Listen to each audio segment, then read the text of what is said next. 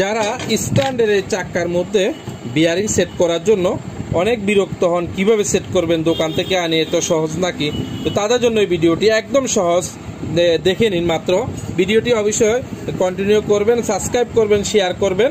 তো এই দেখুন, এই যে বিয়ারিংয়ের দোকান থেকে আনলাম, আনার পরে এই যে চিত্রটা দেখতেছেন, আর চাক্কার মাঝখানে যে সমান সাইড ওই পাশ থেকে আপনি ঢুকাবেন। এই দেখেন, এই যে চিত্রটার বরাবর দিয়ে এখানে এই যে সমান করে, এরপরে আপনি এই সমান এরকম লোহা জায়গায় নিয়ে নেবেন শক্ত করে।